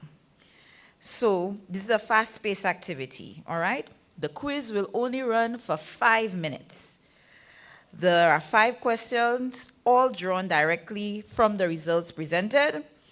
And in terms of accessing this quiz, a QR code will be placed on the screen so that you could use your phones and to access the quiz. And for those of the persons joining online, a poll will be put up, and then you could just go ahead and answer the questions.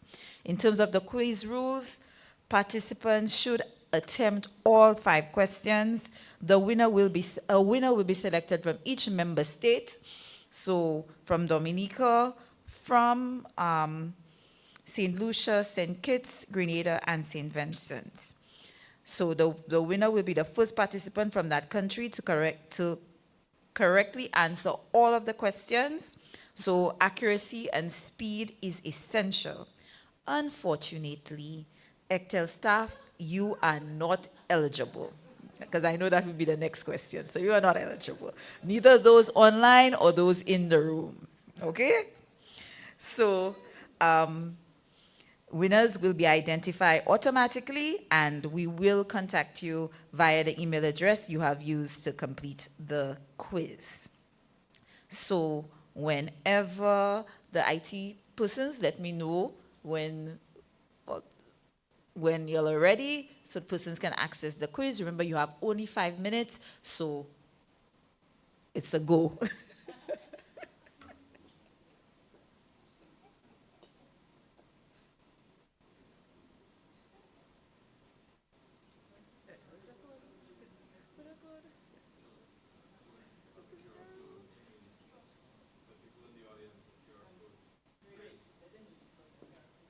The QR code, can you put it on the screen so persons in the audience can access?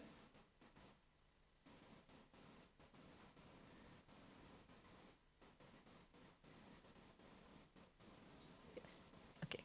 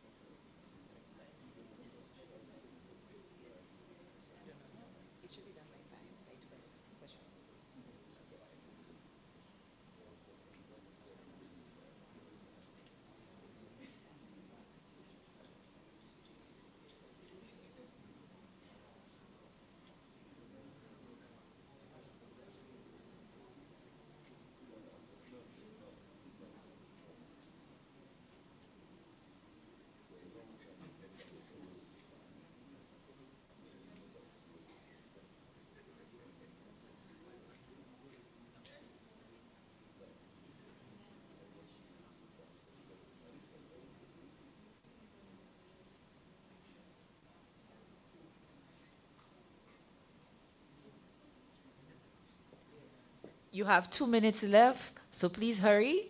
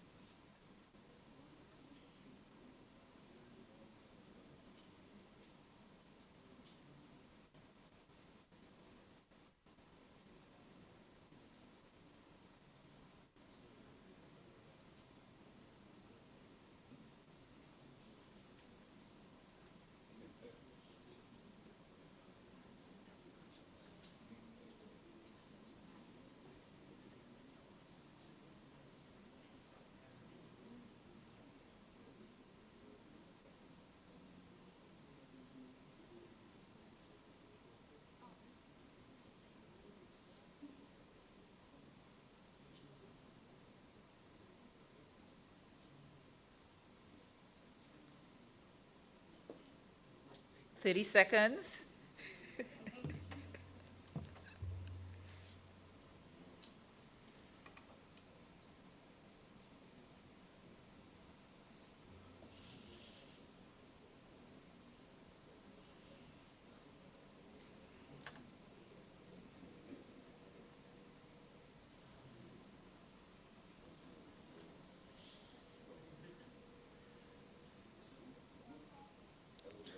Okay, time up.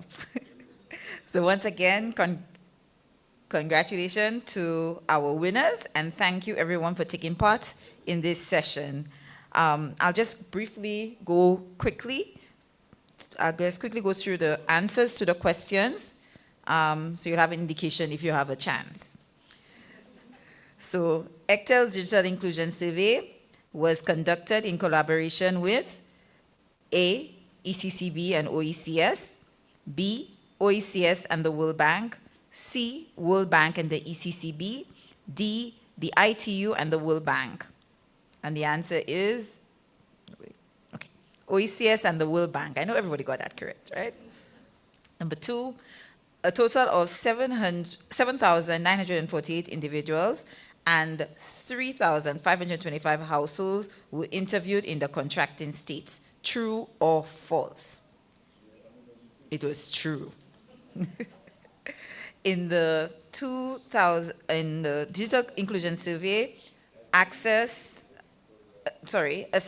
the households and individuals' access to A, electronic government services and levels of citizen satisfaction with online public service delivery, B, digital devices and patterns of social media usage for entertainment and communication, C, digital platforms on employment trends and the growth of the regional digital economy, D, use of and affordability of the ICT and broadband services, barriers to access and use, levels of digital literacy and skills across ECTEL's contracting states. D. That was too easy. Number 4. Which is the most common household ICT device in the Commonwealth of Dominica, Grenada, St. Kitts and Nevis, and St. Lucia? A, desktop, B, tablet, C, laptop, D, cell phone. Laptop. 5, and the last question. This is the most frequently reported problem across the contracting states, plus over 1/3 of respondents in Dominica identify this as the main issue, and up to 50% of respondents in St. Vincent and the Grenadines ranked as their top concern. A, unstable unstable connection quality, B, slow browsing speed, D, frequent service interruptions, D, poor customer support, E, billing inaccuracies, and F, limited coverage in certain areas. B, slow browsing speed, sorry. So these are the answers to the 5 questions. I see some people in the room looking a little disappointed. But good luck to everyone. Somebody will be contacting the winners from each of the member states with their wonderful prize. Thank you.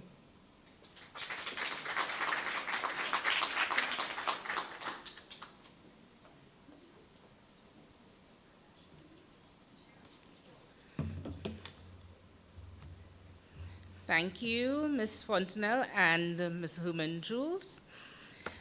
These sessions were... Oh, I'm sorry. I just wanted to advise ECTEL that you did households. That's just part and parcel of your consumers. And I think the government is a specific and large consumer of the use of modern technologies in the e-government and all that kind of stuff. So I think that you should extend that survey to include one subgroup, which is, you've done the households, but you should do, I think, government and also the commercial world. We've just given you additional work to do. Sorry about that. Thank you, Sir Calix George. We will take that into consideration. So we thank you all for participating in the quiz, and we hope that you had some fun. I will now invite Ms. Fidel Felix Polius, our regulatory analyst at ECTEL, to do the vote of thanks.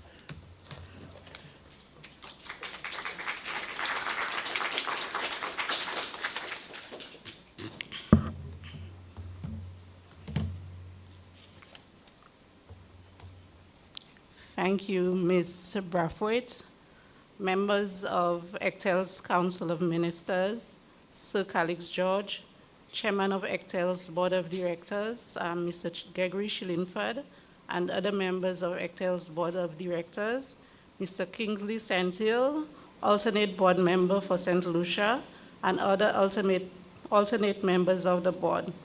Managing Director of ECTEL, Mr. David Cox, Director of Economics and Finance, Ms. Cheryl Hector Fontenelle, Representative of the OECS Commission, Mr. Imran Williams, Project Manager, Caribbean Digital Transformation Project, CADIPT, Governor of the Eastern Caribbean Central Bank, ECCB,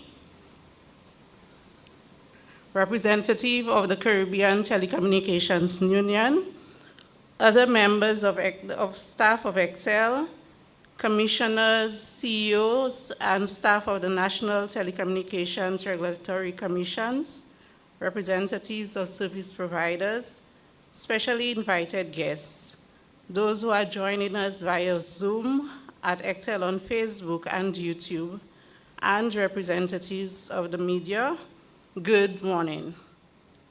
On behalf of the Eastern Caribbean Telecommunications Authority, ECTEL, I have the pleasure and honor to extend words of appreciation to all who contributed to the successful execution of the Digital Inclusion Survey, the DIS. This survey, which is of critical importance to the sector, was undertaken by ECTEL with the collaboration of the Eastern Caribbean States OECS Commission and the World Bank-funded Caribbean Digital Transformation Project, CADIPT. We also extend our appreciation to everyone who has joined us today to celebrate the release of the survey findings. We are grateful to the World Bank for its financial support and continued commitment to advancing this initiative in achieving a digitally enabled environment. We wish to acknowledge the OECS Commission as the implementing agency of CADIPT for its dedication to the execution of the survey. Specifically, we say many thanks to Mr. Imran Williams and his team of the Project Implementation Unit for ensuring that the survey was implemented in a timely, structured, and accountable manner during its life cycle through effective coordination and diligent oversight. Our sincere gratitude is also extended to the consulting firm Data Point Solution, Inc., DPS, Inc., under the leadership of Mr. Edwin St. Catherine, for working closely with ECTEL to finalize the survey instrument to ensure its alignment with international best practice. We commend the firm for its professionalism in administering the survey, as well as in analyzing and collating the raw data, thereby ensuring the integrity and credibility of the findings. We are grateful to our Managing Director, Mr. David Cox, and to ECTEL's management for their strategic guidance, institutional support, and continued emphasis on evidence-based regulation. Your leadership has been instrumental in advancing initiatives that strengthen regulatory decision-making and promote inclusive digital development.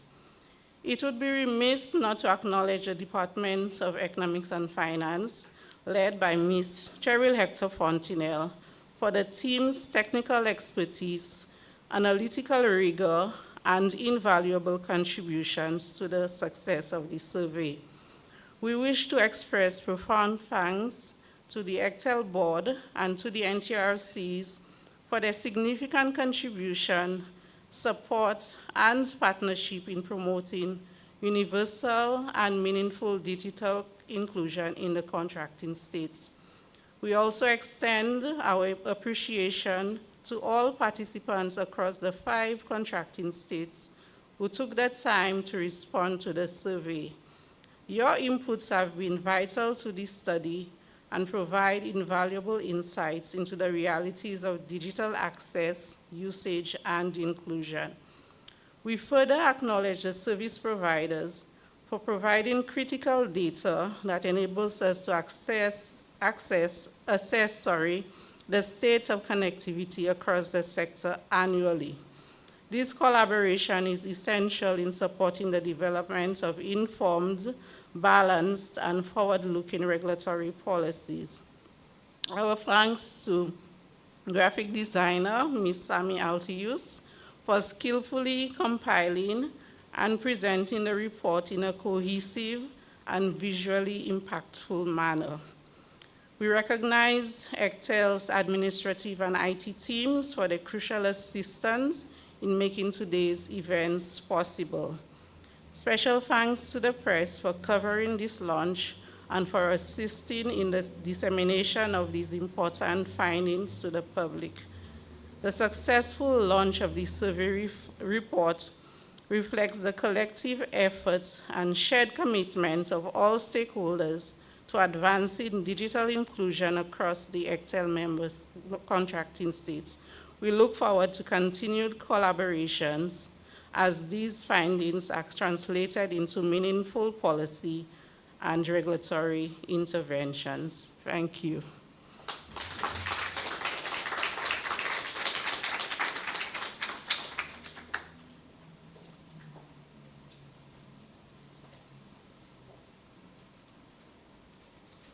Thank you very much, Ms. Felix Polius.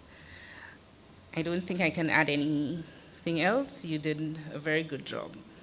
The one thing I would say is that this report was quite a lot, and all our stakeholders, we truly appreciate you for your time and your support and your feedback. Thank you.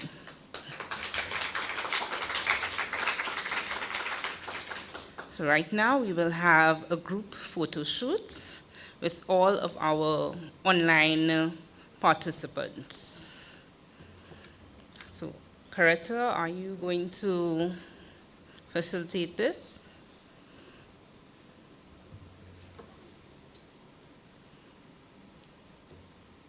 I can. Let me just try to set the view in the correct way. 1 second, please. Okay, The thank you. speaker.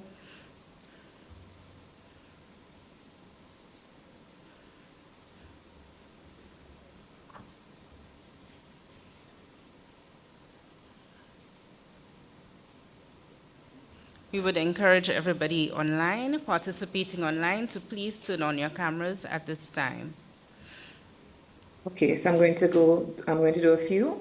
I have to go through a few pages, so I'm starting. So please put your smile on, and let's go up to 3. 1, 2, 3.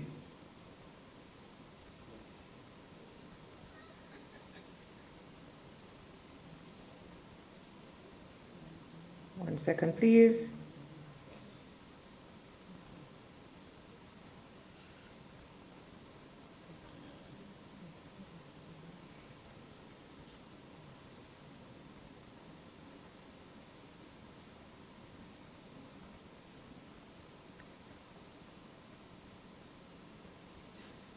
Okay, seeing more persons turning on their cameras. Okay, look ahead.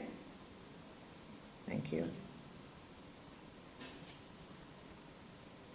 Okay, I'm hoping I got everyone, and I have somebody else doing a backup photo, but I believe I've gotten it. Thank you so very much.